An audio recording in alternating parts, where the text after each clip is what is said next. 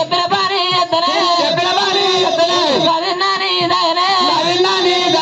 చంపినాని దయనే చంపినాని దయనే రవమ్మ నాయకనా అయ్యయ్యో ఏనాడు చీర గుంజుకునే వరకల్లా మరి లేని నీతి రాజకత్రి వారి రత్నంగి దేవికి నువ్వు చెప్పిన పని ఎత్తయ్యాక పోసిన గంజి తాగుతానే అక్క